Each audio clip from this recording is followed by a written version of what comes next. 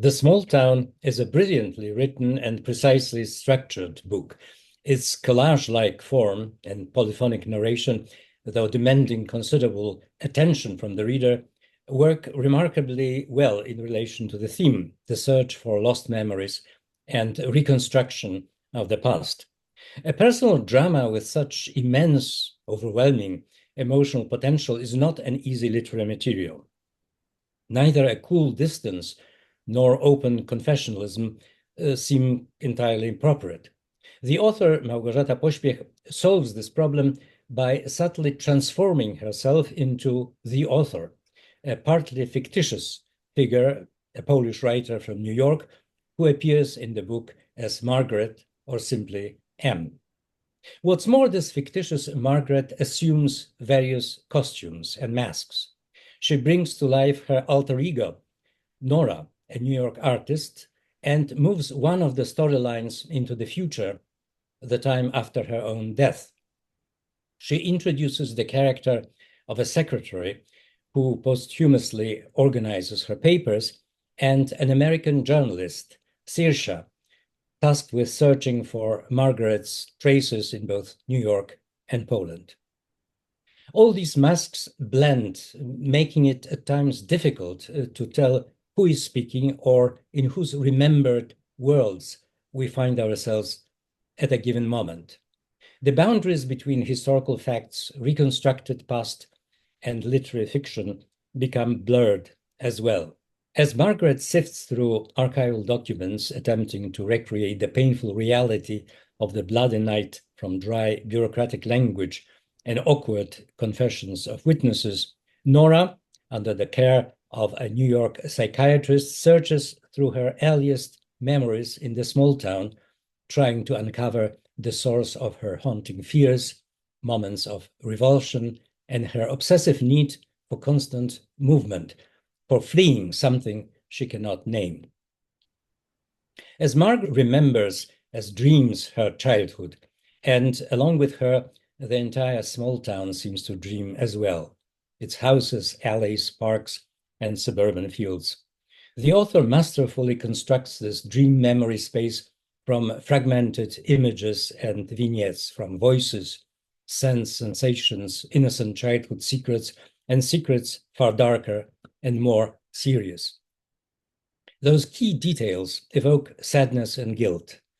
Among familiar landscapes and the classic attributes of happy childhood, a baby stroller under a walnut tree, patches of sunlight, the smell of grass and apples, grandma's rose garden, disturbing things reappear, things that provoke unease, fear, repulsion, things that, despite the passage of time, are still lurking in the recesses of the unconscious.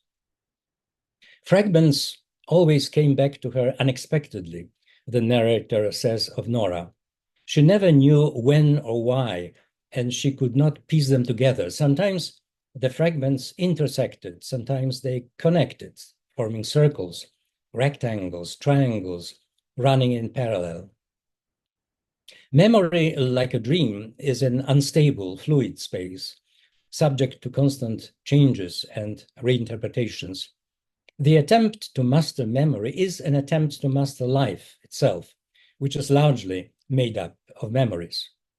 The two main recollections of the crimes of Kempno's bloody night and of the harm done to Nora in childhood, seemingly unrelated and separated by an entire generation, are linked by the enigmatic figure of the absent father, as well as by the sense of fear and helplessness that, at a certain point, affects even the seemingly detached Saoirse. The red wave of terror that haunts the small town in the author's dreams in the final pages reaches all the way to New York. New York, where the contemporary everyday lives of Margaret and Nora unfold, is also a dream, though a dream that is feverish, as if burning with a kind of delirium.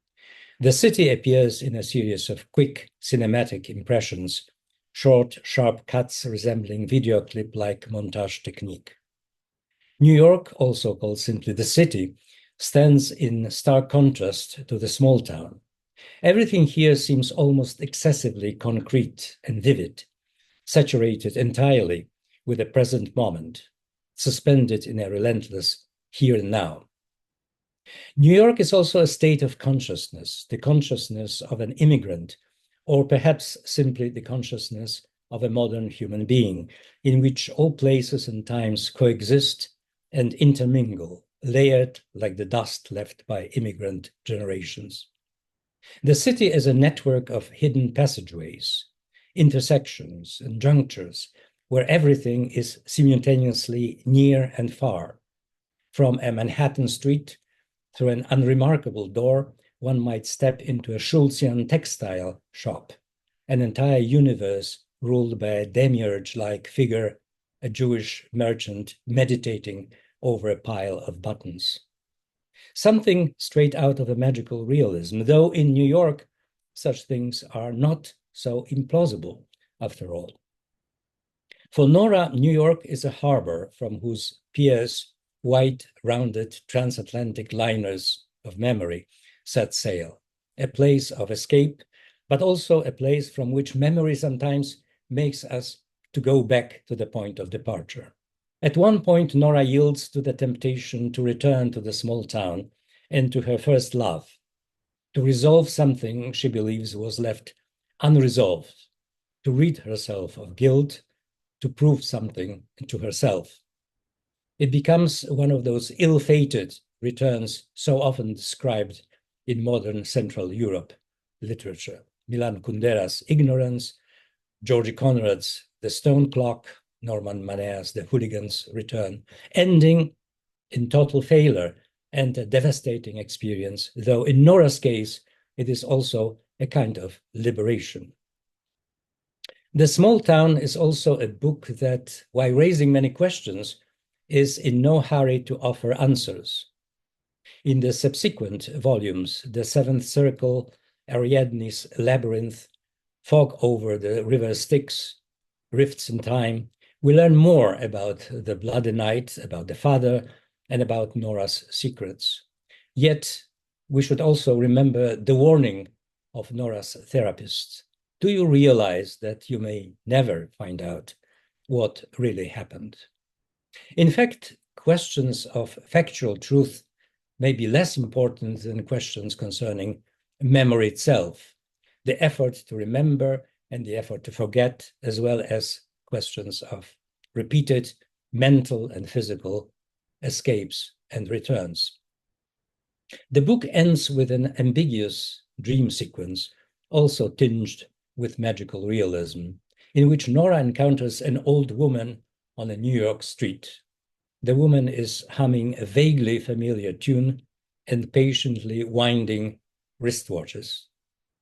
Nora tries unsuccessfully to speak with her.